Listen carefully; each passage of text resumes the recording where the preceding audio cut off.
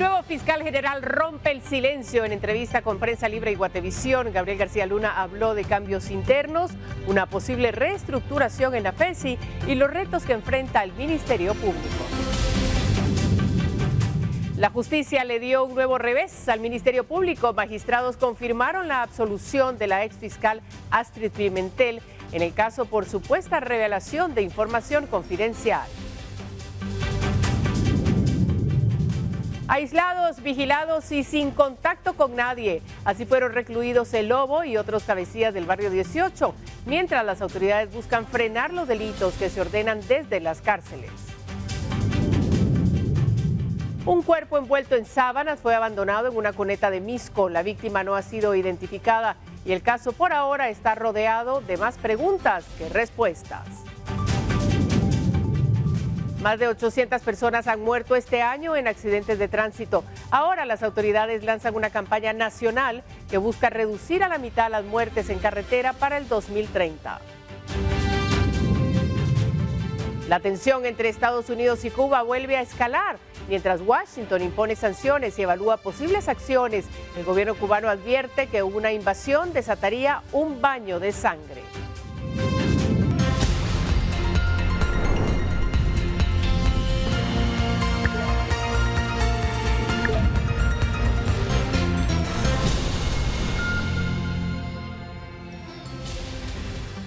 Buenas noches, gracias por estar con nosotros en esta emisión estelar de Noticiero Guatevisión. Vaya que viene cargada la semana, mira, apenas estamos el lunes y hay muchas noticias que usted tiene que conocer, así es que vamos de inmediato a ellas y vamos a empezar hablando del fiscal general, Gabriel García Luna, que se reunió con el personal del Ministerio Público y destacó que su gestión busca fortalecer la confianza interna, priorizando decisiones basadas en ética, capacidad y transparencia.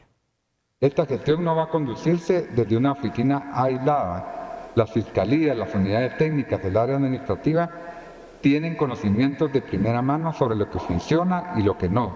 El nuevo fiscal general, Gabriel García Luna, se reunió con el personal del Ministerio Público y pidió que todas las decisiones y actuaciones se basen en ética, capacidad y transparencia. García Luna afirmó que su gestión buscará recuperar la confianza interna y fortalecer el funcionamiento del MP. Sé que hay desconfianza, que a muchos de ustedes han visto cómo el esfuerzo honesto no siempre fue reconocido, cómo las reglas no siempre se aplicaron de forma pareja, cómo en ocasiones hacer lo correcto tuvo un costo personal. No vengo a ignorar eso, vengo a cambiar. Las reglas van a ser claras y van a ser las mismas para todos. Los ascensos, los traslados, las evaluaciones, todo va a responder a un solo criterio, capacidad y ética. El fiscal enfatizó que escuchará a las fiscalías y unidades técnicas para identificar necesidades y optimizar procesos. También quiero ser directo en algo. La ética no es opcional aquí. Quien trabaje con integridad va a tener todo el respaldo de esta institución. Quien no lo haga va a enfrentar las consecuencias que establece la ley, de forma justa, transparente y sin excepciones, no como represalia, como parte del funcionamiento normal de una institución seria que se respeta a sí misma.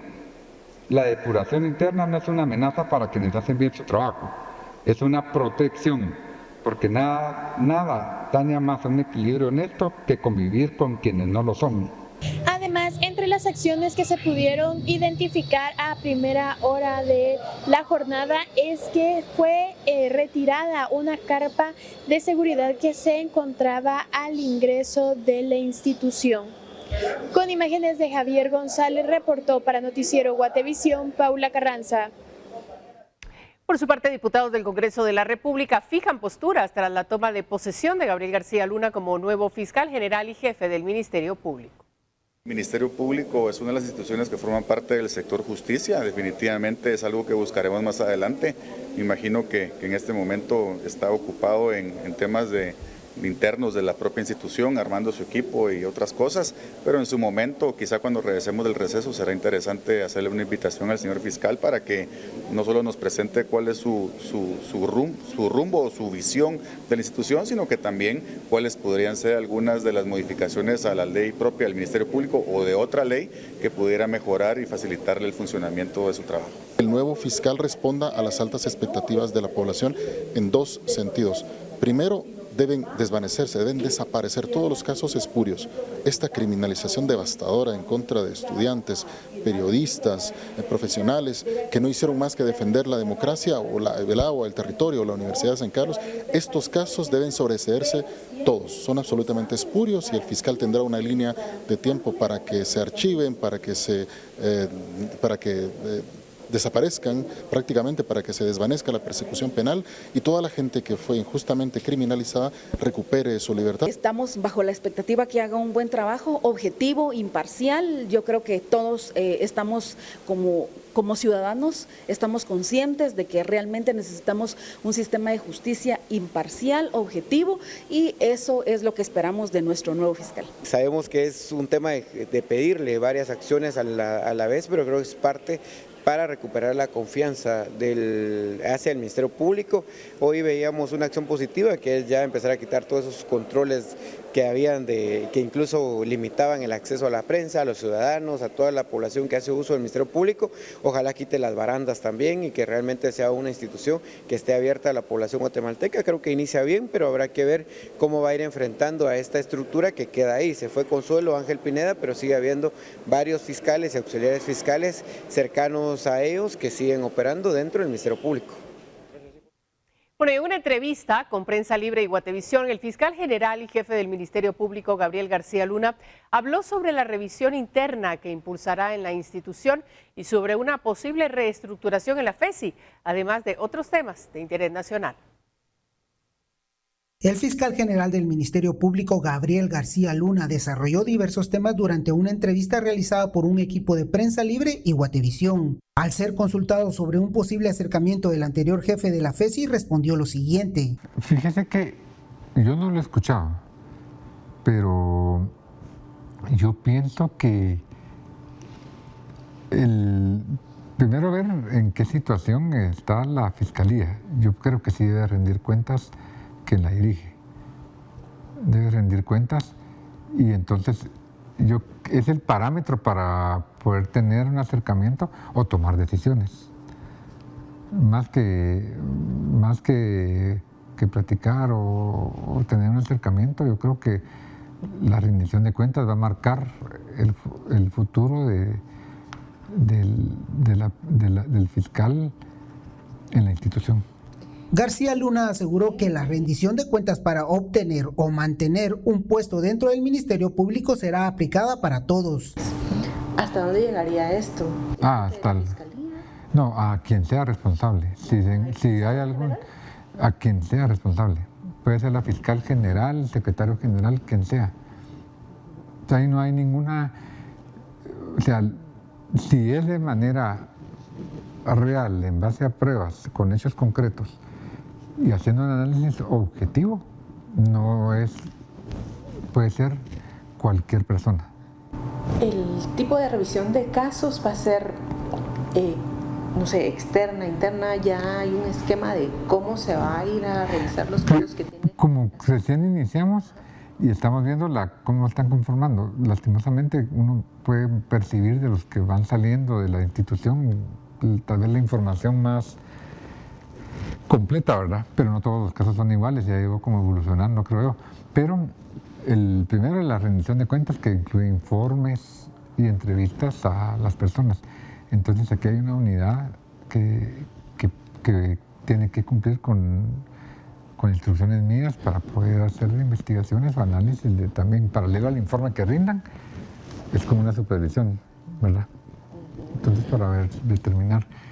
Y tenemos comunicación incluso con miembros de la misma Fiscalía, ¿verdad? Con otros miembros, para percibir cómo ha sido el manejo de las agencias en sí. También fue consultado sobre si considera que redes ilícitas habrían avanzado hasta el Ministerio Público para procurar impunidad desde el interior de la institución. Mi análisis es puramente procesal y dentro de eso el análisis de investigación. Y sí pienso que muchos fenómenos criminales no se está logrando resultados que es importante y que son en temas importantes y donde hay principalmente se generan muchas ganancias, como las maras con las extorsiones, el narcotráfico, el lavado de dinero de diferentes actores, puede ser corrupción, ¿verdad?, del Estado. Y entonces, cuando no hay sanciones por esto, no hay reparaciones, ¿verdad? Pero aparte de no haber sanción, hay un mensaje psicológico para el delincuente o para el que va a ser delincuente. Y el mensaje que llega es el que no me va a pasar nada, ¿verdad? El mensaje es el de que yo tengo aquel y aquel me lo va a arreglar el clavo. Y efectivamente, seguramente hay personas que llegan y dicen, yo soy amigo de tal fiscal, o yo puse al fiscal, como leo a veces en los tweets, ¿verdad? Y puede ser que sí sea cierto, que hay personas que hagan esto, y eso es imposible después de tantos años. Para que pueda llegar a este puesto, yo en los procesos que he pasado, los he luchado siempre en buena lid. El funcionario también respondió sobre cuál será la agenda de delitos en los que se enfocará su gestión. Hay crimen organizado, crímenes de corrupción, bastante, que no, o sea, no puede parar nada, pero sí nos podemos ir enfocando en algunos con más atención. Y hay cosas que son de todas las fiscalías, ¿me entiende? O sea, la capacidad de investigación y de litigios es de todas las fiscalías. Entonces, yo sé que tienen capacidad muchos, y espero que muchos de los casos sean porque los han bloqueado, porque tal vez quisieran ya verlos judicializados, por ejemplo. Y ahí hay metas numéricas, y quizás usted ha dicho que no necesariamente cumplir con estadísticas, pero sí podrán enfocarse las metas quizás en otras metas. Tienen que haber. No las hemos definido, pero tienen que haber, y le voy a decir por qué. Yo critico mucho lo de las acreditaciones en base al número de desestimaciones, por ejemplo, ¿verdad? Porque lo que les ya he dicho varias veces, yo 100 casos desestimados no quiere decir 100% de casos con justicia. Y es imposible, pues, alguno, si no es que varios, seguramente son hechos que pasaron y que no se investigaron, y que se utilizó la figura de manera extensiva para desechar el caso, ¿verdad? Estos y otros temas fueron abordados por el fiscal general en una entrevista que puede consultarse completa en las plataformas digitales de Prensa Libre Radio y Guatevisión. Con información de Rubén Lacán, Evelyn Boche y Esvin García, reportó para Noticiero Guatevisión, Lot Álvarez. Bueno, pero seguimos hablando del nuevo fiscal del Ministerio Público, Gabriel García Luna. Él anunció que la Fiscalía Especial contra la Impunidad, la FESI, iniciará una etapa de liquidación a partir del 18 de mayo del 2026. El proceso incluye la revisión de expedientes en trámite y la evaluación del funcionamiento de la unidad para determinar posibles responsabilidades internas.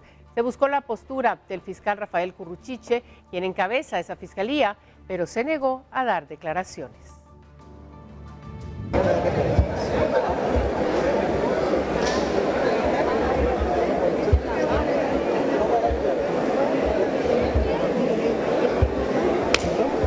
Autoridades indígenas de Quiché pidieron que se investigue a la ex fiscal general del Ministerio Público, Consuelo Porras, además de que se finalice la persecución penal en contra de líderes comunitarios y personas que están en el exilio. Las autoridades indígenas de Quiché expresaron que debe de haber una investigación en contra de la exfiscal general del Ministerio Público, Consuelo Porras, por los abusos que pudo haber cometido. Pues debe de haber contra Consuelo, contra quien sea la cosa, es que se establezca las responsabilidades, y si ha cometido o cometió varios delitos de lo que nosotros vemos, pues seguramente pedimos que también la ley sea pareja con todos. Las autoridades indígenas señalaron que esperan que los líderes indígenas criminalizados por la exfiscal general del Ministerio Público sean liberados y que todas aquellas personas que tuvieron que exiliarse regresen a Guatemala y se retiren las supuestas falsas acusaciones. Pues que en principio retornen. Estar fuera del país creo que es la tortura psicológica más severa que existe.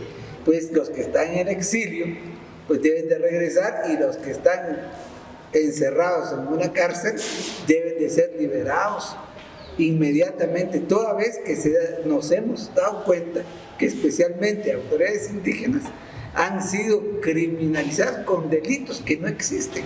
Los dirigentes también hablaron de salud y la relación que tendría que haber con la Fiscalía Distrital del Ministerio Público en Quiché. Para Noticiero Guatevisión reportó Héctor Cordero. Y la Organización de los Estados Americanos se pronunció tras la designación de Gabriel García Luna como nuevo jefe del Ministerio Público.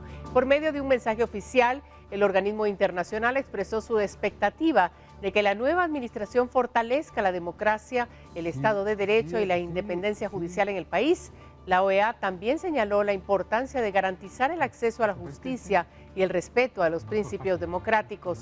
El pronunciamiento surge en medio del proceso de transición en el Ministerio Público y de los debates políticos alrededor de la elección del nuevo fiscal general. La designación ha generado reacciones de distintos sectores nacionales e internacionales. No para quitarla. Bueno, y pasamos al Congreso porque jefes de bloque, diputados de la Comisión de Economía y autoridades de la Superintendencia de Bancos analizaron nuevas enmiendas a la iniciativa de reformas contra el lavado de dinero. Las reuniones continuarán el próximo lunes para buscar consensos antes de llevar el tema nuevamente al Pleno. Jefes de bloque del Congreso e integrantes de la Comisión de Economía y representantes de la Superintendencia de Bancos y de la Intendencia de Verificación Especial IVE sostuvieron este lunes una reunión para analizar las enmiendas planteadas a la iniciativa de reformas a la Ley contra el Lavado de Dinero u otros activos. En nuestro caso, como bloque legislativo Raíces, hasta hoy conocimos esas enmiendas que salieron el martes pasado en modo de sorpresa y hoy la reunión que se sostuvo fue justamente poderlas analizar a la luz de los expertos de la IVE también para poderlas conocer. Según los legisladores, el objetivo fue determinar si los cambios se ajustan a las recomendaciones del Grupo de Acción Financiera de Latinoamérica, GAFILAT, y si permiten que Guatemala avance en el proceso de evaluación internacional. El día de hoy no se ha presentado unas enmiendas nuevas, sino que hay son algunas propuestas de enmiendas sobre enmiendas, ¿verdad? Entonces hay que analizar cómo sería el mecanismo legal para conocerlas y efectivamente hay enmiendas que surgieron después de las que habían sido consensuadas en la Comisión de Economía. ¿Cuáles? Desde distintos bloques también se reconoció que aún existen puntos pendientes de consenso. Entre ellos figuran aspectos relacionados con el artículo 2 y sus definiciones. También el artículo 8 relacionado con la administración de riesgo. Eran 3 reformas a 3 literales y 2 literales ellos lo vieron viable y el literal O, por una palabra, no lo ven viable. Entonces ellos plantearon en base a qué requerimiento de la GAFILAT es que no es viable esa palabra, entonces pues lo vamos a analizar, ¿verdad? Diputados que participaron en la reunión afirmaron que las conversaciones continuarán el próximo lunes, cuando esperan concluir la revisión de las enmiendas pendientes y definir acuerdos antes de que la iniciativa vuelva a discutirse en el Pleno del Congreso. En un porcentaje alto nos estamos poniendo de acuerdo. Ustedes lo que más deberían de estar contentos, que los diputados estamos trabajando y que queremos sacar la ley y no ocultamos nada. No soy así, no trabajo así, no oculto nada. Lo que pasa que si las reuniones son muy públicas, cuesta trabajar. Las reformas a la legislación antilavado forman parte de los compromisos que Guatemala debe atender ante organismos internacionales de supervisión financiera. Con imágenes de Erika Ávila para Noticiero Guatevisión, Oscar Vázquez. Y vamos a temas de justicia porque los magistrados de una sala de apelaciones confirmaron la sentencia de un tribunal que absolvió a la exfiscal de FESI, Astrid Paola Pimentel, quien enfrentó un caso por supuesta revelación de información reservada de un expediente judicial. Los magistrados que integran la Sala Tercera de Corte de Apelaciones resolvieron sin lugar la apelación presentada por el Ministerio Público, con la cual buscaban revertir el fallo de un tribunal que absolvió a la exfiscal Astrid Paola Pimentel, quien enfrentó un proceso por supuesta revelación de información. El MP buscaba revertir la resolución con fecha 17 de septiembre de 2025, que fue dictada por la jueza Patricia Veraz. La juzgadora absolvió a Pimentel del delito de revelación de información reservada o confidencial. Esto relacionado a un caso denominado manipulación de justicia, en el que figuraba como señalado Eric Melgar Padilla. Para el Ministerio Público, el tribunal no le dio valor probatorio positivo a las pruebas desarrolladas en el debate, específicamente por un dispositivo USB que contiene información prohibida, Según el MP, no se solicitó para que se abriera y conocer su contenido, haciendo una interpretación ilógica y sin usar experiencia común cuando se presenta un dispositivo como prueba. La resolución de los magistrados de la Sala de Apelaciones fue resuelta el 28 de abril y fue dada a conocer recientemente tras ser notificados los sujetos procesales. La exfiscal continuará en libertad a espera de que el fallo quede en firme, esto por un juzgado de ejecución, luego de agotarse todas las instancias judiciales. Con imágenes de Moisés Sheck, reportó para Noticiero Guatevisión, Elmer Vargas. Y la Comisión de Reformas al Sector Justicia avanzó con el dictamen de reformas al Código Procesal Penal relacionadas con la prisión preventiva. Los diputados incorporaron cambios de redacción y ampliaron el catálogo de delitos exceptuados de medidas sustitutivas antes de remitir el documento para firmas. La Comisión de Reformas al Sector Justicia concluyó la discusión final de las iniciativas de ley que buscan modificar disposiciones del Código Procesal Penal relacionadas con la prisión preventiva y el uso de medidas sustitutivas dentro de los procesos judiciales. Durante la reunión, los integrantes de la comisión revisaron observaciones planteadas por distintos diputados, previa a la emisión del dictamen correspondiente. Se hizo una discusión, una última discusión prácticamente de esta iniciativa de ley, de ambas, dos iniciativas de ley que buscan reformar el Código Procesal Penal en cuanto a lo que es la prisión preventiva, en donde sabemos que se han cometido muchísimos abusos en el pasado y se ha utilizado de una forma poco objetiva en el pasado, y lo que buscamos es establecer las reglas claras en cuanto al uso de la prisión preventiva. De acuerdo con lo aprobado, el dictamen será trasladado durante la próxima semana a los diputados integrantes de la comisión para la firma correspondiente. Posteriormente, el expediente podrá continuar su trámite legislativo y quedar en condiciones de ser conocido por el Pleno del Congreso. Honestamente, muchos fueron de forma. Quizá el más importante fue uno que agregó algunos delitos que están exceptuados de la prisión preventiva, es decir, hay un catálogo de delitos a los cuales no se les puede dar prisión preventiva, y fue una propuesta del diputado José Carlos Sanabria, en donde se le agregaron algunos delitos adicionales relacionados a temas de abuso sexual y femicidio sobre todo, y eso fue el cambio más grande de fondo, diría yo. Los demás fueron mucho de redacción, pero en todo caso ya fue votado el dictamen y estaremos mandándolo para firma en la próxima semana. Las iniciativas fueron impulsadas con el argumento de establecer y garantizar el uso de la prisión preventiva y que su aplicación responda a criterios definidos dentro de la legislación procesal penal. Con imágenes de Eric Ávila para Noticiero Guatevisión, Oscar Vázquez. Tenemos más noticias. Aislados, bajo vigilancia y sin contacto entre ellos. Así fueron recluidos el Lobo y otros cabecillas del barrio 18 tras su traslado a un área de alta seguridad. Sin contacto entre ellos, en celdas individuales y bajo monitoreo permanente, así permanecen el Lobo y otros cabecillas del barrio 18 tras su traslado a un área de aislamiento dentro de la Granja Penal Canadá. El día viernes, el fin de semana, a medianoche, procedimos a trasladar a los máximos líderes de la pandilla el barrio 18, incluyendo al Lobo, que es su máximo líder, Aldo Dupié, con sus máximos integrantes de la rueda del barrio 18, a unas instalaciones que se hizo una readecuación de instalaciones dentro de la cárcel de Granja Canadá, en Escuintla. Ahí físicamente se hicieron las estructuras tanto de metal como electrónicas para poder trasladar a estas personas y tenerlas debidamente aisladas y controladas. Según las autoridades, las nuevas medidas buscan evitar que los privados de libertad continúen coordinando extorsiones, asesinatos y otros hechos criminales desde las cárceles. Ellos están ya bajo nuevos esquemas y protocolos de seguridad. De momento no tienen visitas, están incomunicados con el tema de requisas y con espacios para poderlos tener debidamente aislados a cada uno de ellos. Son 9. Son 9. ¿Por cuánto tiempo se tomaría esta medida? Por ejemplo, el tema de las visitas, y si están en la misma área o están divididos. El tema de las visitas es para esta área concretamente, y la área que ellos dejaron vacía dentro del área de renovación 1, sobre todo los galpones, los contenedores que teníamos en ese, los estamos aprovechando para otras personas de alta peligrosidad que también ahí vamos a colocarlas. Los reclusos trasladados pertenecen al barrio 18 y son considerados de alta peligrosidad. Con imágenes de Byron Baiza para Noticiero Guatevisión, Mabel Saucedo. Y dos pandilleros del barrio 18, acusados de ser los responsables del crimen del alcalde de Choarrancho, deberán esperar para el inicio del juicio en su contra. El tribunal a cargo señaló imposibilidad de realizar la audiencia por videoconferencia debido a daños en el centro carcelario donde se encuentran recluidos.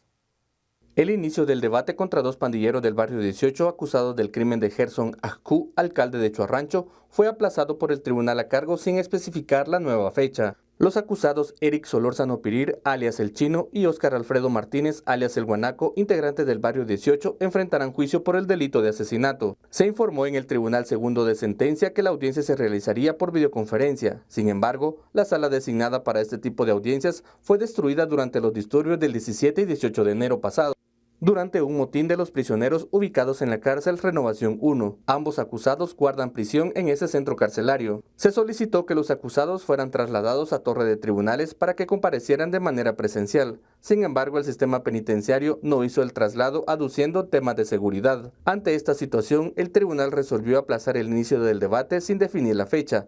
Esto por temas de agenda, la diligencia podría programarse entre septiembre y octubre de este año. El 26 de febrero de 2025, en el kilómetro 11.5 de la Ruta al Atlántico, Gerson Ajcu, alcalde de Choarrancho, fue atacado por sujetos que se conducían en motocicleta. Debido a los impactos de bala, el funcionario murió a causa de las heridas sufridas. Según la investigación, alias Chino sería quien habría disparado contra el funcionario, mientras que el Guanaco sería el encargado de manejar la motocicleta donde se conducían. Además, la investigación refiere que cada uno habría recibido 10,000 quetzales por realizar el crimen. Con imágenes de Moisés Sheck, reportó para Noticiero Guatevisión, Elmer Vargas.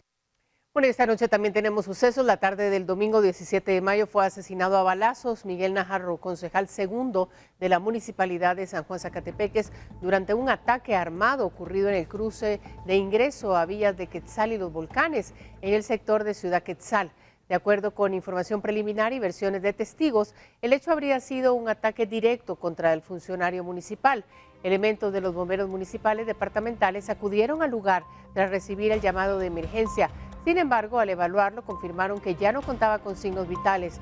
Tras el hecho, la Municipalidad de San Juan Zacatepeques emitió una nota de duelo en la que el Consejo Municipal, encabezado por el alcalde Juan Carlos Pellecer, lamentó y condenó el fallecimiento del concejal.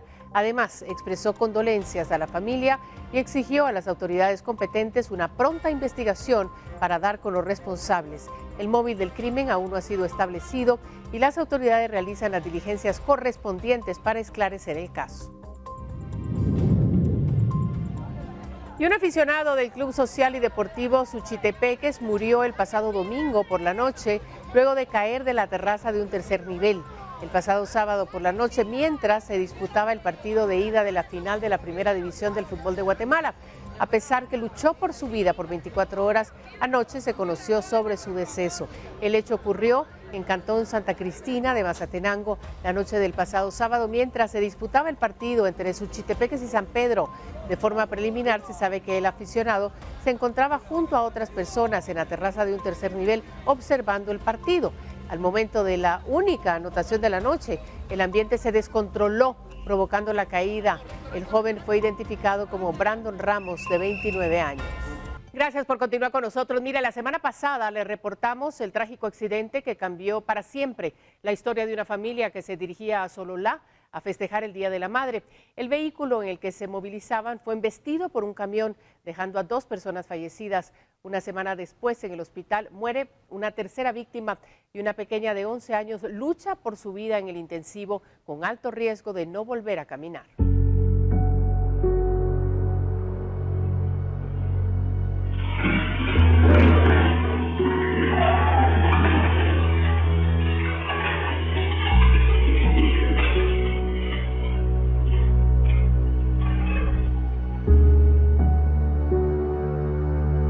El 9 de mayo, la felicidad de una familia cambió para siempre. Un camión de la Municipalidad de San Francisco La Unión Quetzaltenango perdió el control en una curva en el kilómetro 101 de la ruta interamericana y embistió el pick-up en el que viajaban 4 integrantes de la familia Orellana.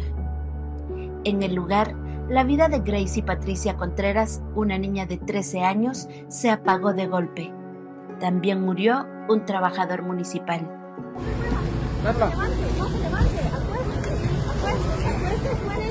El silencio que quedó tras el choque fue apenas el inicio de un dolor que no cesa.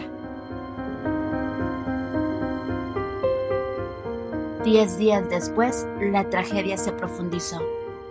Maricélida Martínez, la abuela que luchaba por sobrevivir en el Hospital Roosevelt, no resistió las múltiples operaciones ni la amputación de un brazo. Los médicos hicieron todo lo posible, pero las fracturas y golpes fueron demasiado. Su partida dejó a la familia con un vacío doble, el de una niña y el de su abuela, 2 generaciones arrancadas de raíz. En la funeraria los rostros de los familiares reflejan incredulidad, lágrimas y un dolor que no encuentra palabras. Mientras tanto, la pequeña Valerie Chinchilla de 11 años aún sigue en estado crítico. Ha pasado por cirugías en cabeza y extremidades y permanece en cuidados intensivos. Además, tiene un alto riesgo de quedar parapléjica. Su lucha es la esperanza que sostiene a la familia y que entre lágrimas y rezos intentan aferrarse a la vida, mientras la tragedia les arrebata a sus seres queridos. Reportó para Noticiero Guatevisión, Emi Sánchez. Y una mujer que pudo haber muerto lapidada fue descubierta en una calle de la zona 9 de la ciudad. Las autoridades tuvieron acceso a la información de primera mano gracias a los bomberos municipales que llegaron con la intención de ayudar a la víctima, para la que ya era demasiado tarde. La Quinta Avenida y primera calle de la zona fue cerrada por efectivos policiales, quienes intentan recoger evidencias de lo que parece ser una lapidación. La identidad de la mujer es aún un misterio. Un macabro hallazgo fue descubierto durante la madrugada en Misco. Era un cuerpo envuelto en sábanas en una cuneta de la Vuelta del Gavilán, en la zona 1 de Misco, en la carretera hacia Ciudad Satélite. Por ahora se sabe que se trata de un hombre de unos 25 años. Sin embargo, al momento las autoridades no han podido establecer su identidad y tampoco ha trascendido las causas de su muerte. Los bomberos voluntarios entregaron la estafeta a los investigadores, que por ahora tienen más preguntas que respuestas. Un fuerte accidente de tránsito se registró en el kilómetro 38 en la salida hacia Palín, donde una motocicleta y un vehículo particular colisionaron. En un video quedó registrado el momento del impacto cuando un vehículo intentaba cambiar de carril.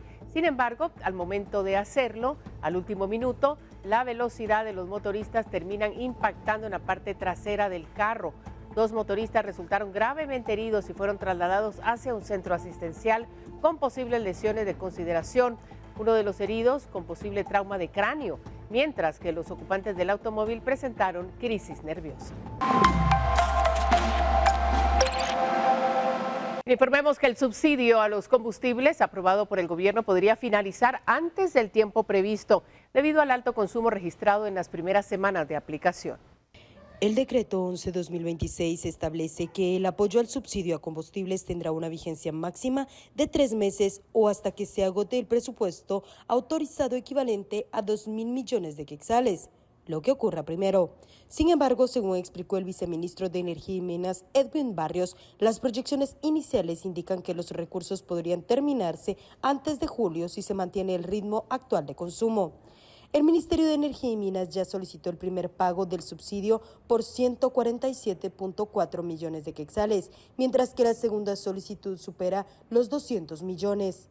De mantenerse desembolsos cercanos a los 200 millones semanales, el fondo alcanzaría aproximadamente para 10 semanas desde su entrada en vigencia el pasado 28 de abril, lo que situaría el fin del beneficio alrededor de la primera semana de julio. Las autoridades señalan que el comportamiento del consumo aún puede variar. En las primeras semanas, muchos conductores aprovecharon la rebaja para llenar sus tanques, lo que incrementó la demanda. El subsidio se aplica directamente al precio del diésel y las gasolinas desde las terminales de distribución, y los pagos a las empresas importadoras se realizan semanalmente tras las verificaciones de la SAT y el Ministerio de Finanzas.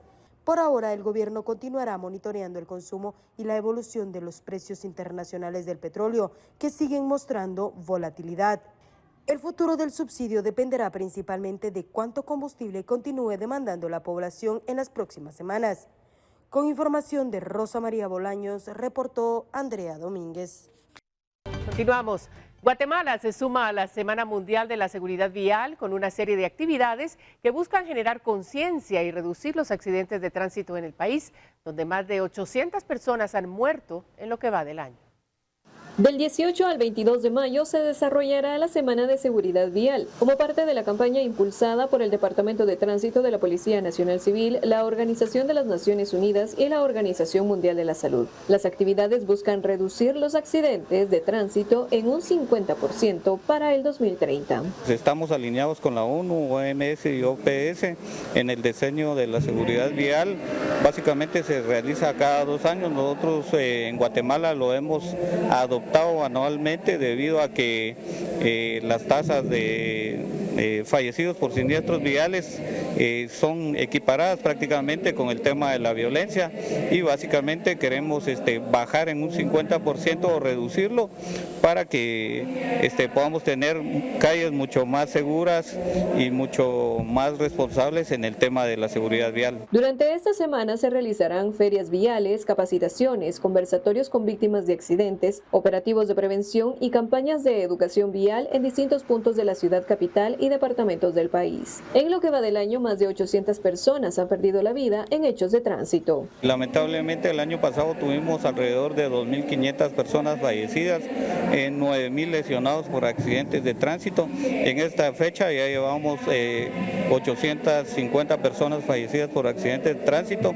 y un aproximado de 3.500 personas lesionadas por accidentes de tránsito. Las autoridades harán entrega de guías pedagógicas de educación vial dirigida a docentes de bachillerato como parte de un convenio entre los ministerios de Gobernación y Educación. Las autoridades hacen el llamado a respetar las normas de tránsito y conducir con responsabilidad para evitar más hechos que cobren vidas en las carreteras. Con imágenes de Byron Baiza para Noticiero Guatevisión, Mabel Saucedo.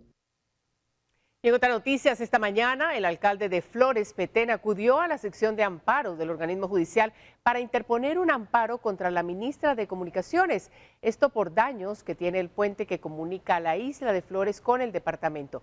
La cartera no ha emitido pronunciamiento al respecto. Acompañado de su consejo municipal, el alcalde de Flores Petén, Eduardo Méndez, llegó a Torre de Tribunales para interponer un amparo contra la ministra de Comunicaciones y las dependencias como Covial y Caminos. Esto para que se ordene a dicha cartera atender los socavamientos que presenta el puente que conecta el municipio de Santa Elena con la isla de Flores.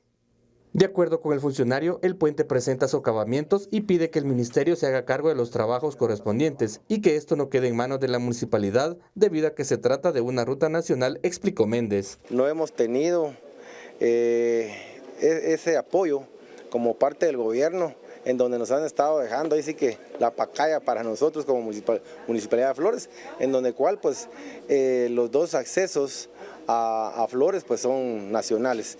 Lo que es municipal es la parte del islote, el Parque Concordia, en donde eso ha sido el problema y también pues ahí tienen un problema que está judicializado legalmente y ese ha sido el problema más grande que no se ha podido quitar entre Covial y Caminos. Y de esa manera pues hoy estamos cansados de tanto estar tocando puertas acá en las instituciones y por eso hoy venimos a presentar un amparo. El funcionario señaló que los afectados no solo son los vecinos de la isla de Flores, sino también los turistas que llegan a dicha área. Porque lo que queremos es la protección para nuestra gente que pasa a diario. Son más de miles de turistas que pasan a diario ahí para la isla de Flores, tanto como trabajadores que van a los hoteles y restaurantes. Y créame, somos la cabecera del departamento de Petén y no puede ser atendidos ahí donde están todas las instituciones de gobierno, en donde pues nosotros como municipalidad se los hemos dado en su fruto para que puedan estar las instituciones.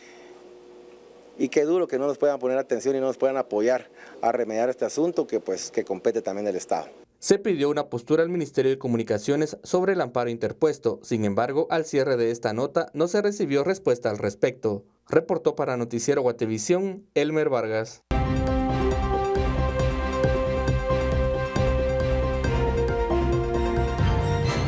En las noticias internacionales, Cuba advirtió el lunes sobre un baño de sangre si Washington llegara a invadir la isla. Mientras, el Departamento del Tesoro estadounidense impuso sanciones contra la principal agencia de inteligencia cubana y varios de sus máximos dirigentes en una nueva escalada de tensiones entre ambos países. El presidente cubano, Miguel Díaz-Canel, reivindicó este lunes el derecho de la isla a defenderse, un día después de que el sitio de noticias estadounidenses Axios informara que La Habana adquirió más de 300 drones militares de Rusia e Irán. Esa información se publicó en medio de una creciente especulación de que la administración de Donald Trump está evaluando emprender una acción militar para derrocar al gobierno comunista de Cuba. Trump considera que Cuba, situada a 150 kilómetros de las costas de Florida, representa una amenaza excepcional para la seguridad nacional de Estados Unidos. Y continuamos porque Cuba recibió este lunes un nuevo cargamento de ayuda humanitaria procedente de México. Se trata del quinto envío del país norteamericano hacia la isla comunista desde febrero, pero a diferencia de los anteriores transportados por barcos de la Marina Militar Mexicana, esta vez fue un buque mercante con bandera panameña el que realizó el trayecto. La presidenta mexicana Claudia Sheinbaum había anunciado el envío la semana pasada, precisando que la carga no incluía petróleo. Estados Unidos impone desde finales de febrero un bloqueo petrolero a Cuba, alegando que la isla representa una amenaza excepcional para su seguridad nacional. La falta de combustibles ha agravado los apagones en la isla, con cortes que pueden superar las 20 horas diarias en la capital. Y pasamos a otra región porque la Cancillería de Irán aseguró el lunes haber respondido a una nueva propuesta estadounidense destinada a poner fin a la guerra, horas después de que Donald Trump renovara sus amenazas contra Teherán si no acepta el acuerdo de paz. La Cancillería de Irán aseguró el lunes que respondió a una nueva propuesta de Estados Unidos para poner fin a la guerra. Su portavoz añadió que los intercambios continuaban, a pesar de las informaciones de medios iraníes que describían las exigencias de Washington como excesivas. Al día siguiente de enviar nuestras preocupaciones a la parte estadounidense a través de Pakistán, recibimos una serie de propuestas de la otra parte que hemos estado revisando durante los últimos días. Como anunciamos ayer, nuestras preocupaciones han sido transmitidas a la parte estadounidense. Por lo tanto, el proceso continúa a través del mediador pakistaní.